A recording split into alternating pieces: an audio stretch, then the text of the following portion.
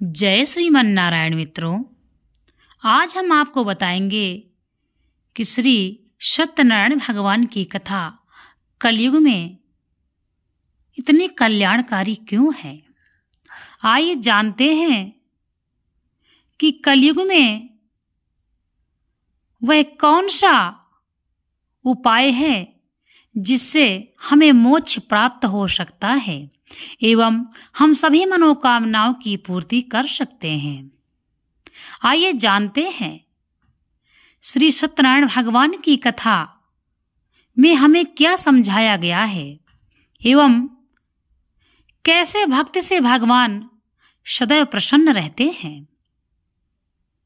यदि आपने भगवान सत्यनारायण की कथा सुनी होगी तो आप सभी जानते हैं कि भगवान सत्यनारायण भगवान विष्णु के ही रूप हैं।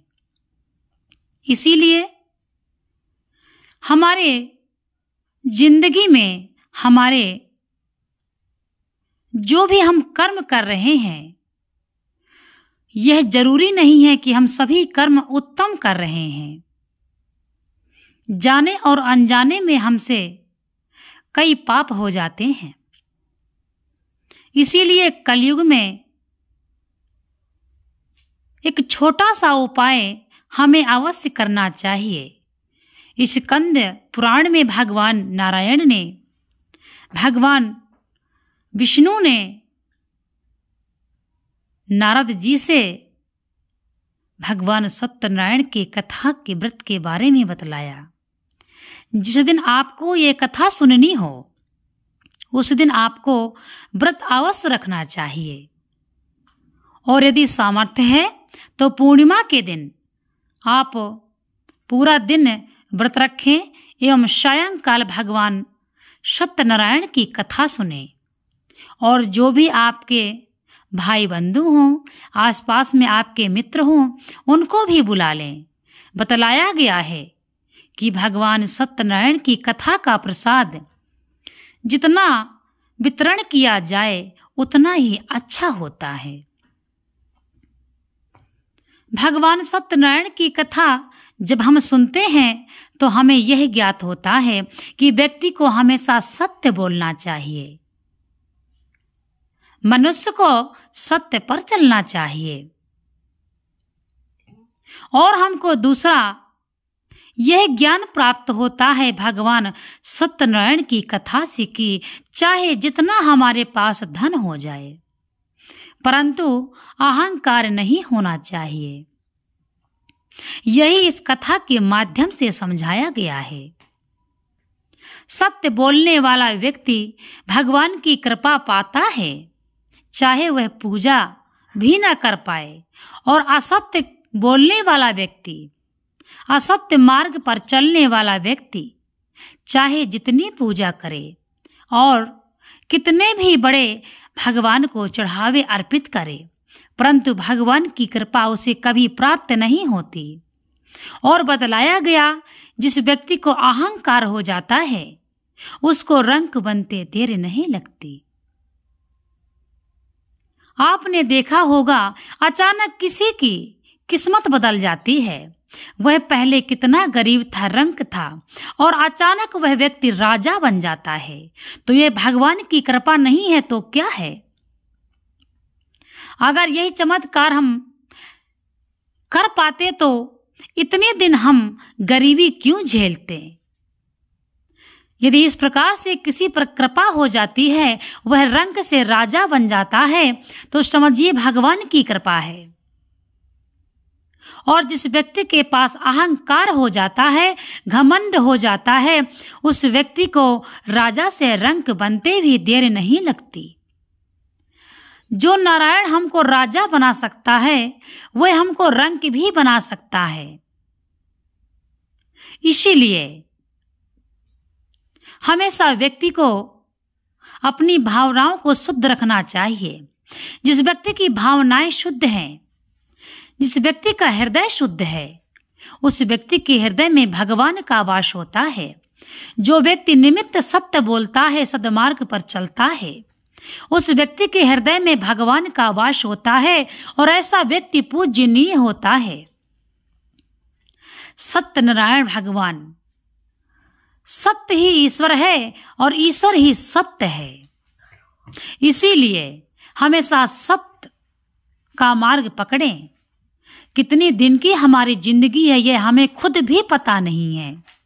इसीलिए आप ऐसा सोचें कि जन्म देने वाला ही भगवान है। माता पिता हमारे भगवान के ही स्वरूप है हमारे लिए। इसीलिए हम सब भगवान के अंश हैं। भगवान भी हमारे माता पिता हैं। आप सभी को यह चाहिए कि निमित्त आपको भगवान की सेवा करना चाहिए और माता पिता की सेवा करना चाहिए। भगवान कहते हैं कि जो व्यक्ति माता पिता की सेवा करता है वह व्यक्ति स्वर्ग को प्राप्त कर लेता है। सत्यनारायण भगवान की कथा सुनने वाला व्यक्ति अपनी मनोकामनाओं की पूर्ति करता है। जिसके विवाह में अड़चन आ रही हो उसी भगवान सत्यनारायण की कथा अपने घर में अवश्य सुननी चाहिए एवं सामर्थ्य के अनुसार दान देना चाहिए और ब्राह्मणों को भोजन कराना चाहिए। तो विवाह की जो अड़चनें हैं वह अड़चनें समाप्त हो जाती हैं। भागवत के समान फल है भगवान सत्यनारायण की जो व्यक्ति कथा सुनता है एवं व्रत रखता है। यदि आप व्रत रखने में असमर्थ हैं तो आप कथा सुनिए। भागवत के समान फल प्राप्त होता है। कलयुग में मोक्ष का उपाय सबसे सरल यही है भगवान सत्यनारायण की कथा। ऐसा भगवान स्वयं कहते हैं कि मनुष्य कलयुग में कई पाप करेगा और अपने पापों से वह कैसे निकले, वह अपने पापों से कैसे छुटकारा पाएगा। ऐसे तो वह व्यक्ति नरक में ही रहेगा। आखिर यदि हम यह जानते हैं कि हमसे अच्छे कर्म सदैव नहीं होते, कभी कभी जाने एवं न जाने में भी हमसे पाप हो जाते हैं, इसीलिए हमें भगवान सत्यनारायण की कथा अवश्य सुनना चाहिए। आप यह कोशिश करें कि भगवान सत्यनारायण की कथा सुने। आप 1 महीने में 1 बार ही सुने। आप मात्र पूर्णिमा के दिन ही सुने अथवा स्वयं से पढ़ें। जितने भी आपके पास सामर्थ्य हो, हमें सामर्थ्यवान भगवान ही बनाते हैं। उसी तरह आप पूजा करिए और व्रत करिए और कथा पढ़िए। और शाम को जब पूर्णिमा का चांद निकलता है रात्रि में, उसको दूध से अर्घ दें। चंद्रमा को अर्घ देकर भोजन कर लें। इस प्रकार से आप पूर्णिमा का व्रत रखें और भगवान सत्यनारायण की कथा पूर्णिमा के दिन होती है। यदि आपके घर में आंगन है तो कोशिश करें कि दिन भर आप उपवास करें और जब रात्रि में चांद निकलने वाला हो सायंकाल, तब आप कथा प्रारंभ करें। और आपकी कथा जब आंगन में होगी और चंद्रमा भी निकलेंगे तब वह कथा का फल प्राप्त होता है संपूर्ण। और चंद्र भगवान को अर्घ दें और इसके पश्चात आप भोजन कर लें जैसा आप रहना चाहते हैं। यदि आप फलाहार रहना चाहते हैं तो फलाहार रह लें और जो एक पहर भोजन करना चाहता है वह कथा के बाद एवं चंद्रमा को अर्घ देने के पश्चात वह भोजन कर सकता है। इस प्रकार से हम अपने पापों से भी निवृत्त होते जाएंगे और इस लोक में रहकर के हम परलोक की भी व्यवस्था कर लेंगे। यही मनुष्य का धर्म है। तो श्री सत्यनारायण भगवान की कथा बहुत ही कल्याणकारी है। जीवन में यह सबसे सरल उपाय है। भगवान की कथा पढ़ें। भगवान श्री सत्यनारायण भगवान विष्णु के ही रूप हैं। सभी को यह कथा सुनना चाहिए एवं दूसरों को सुनाना चाहिए।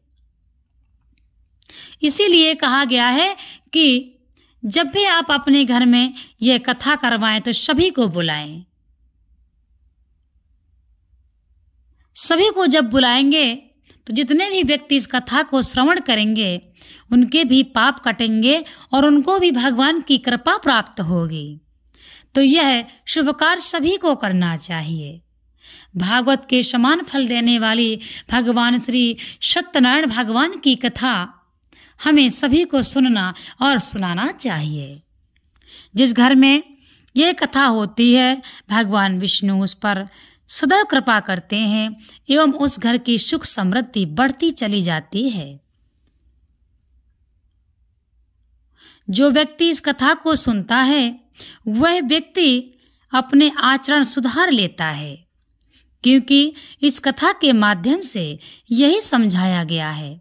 हमें बिल्कुल भी रत्ती मात्र भी हमको यदि अहंकार होता है तो हमारा सब कुछ नष्ट हो सकता है, क्योंकि अहंकार सिर्फ विनाश का ही कारण है। अहंकार कभी नहीं करना चाहिए।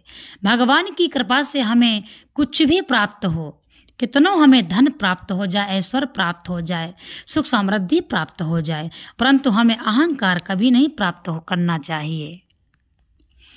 अहंकार तो अपने आप व्यक्ति को मिटा देता है।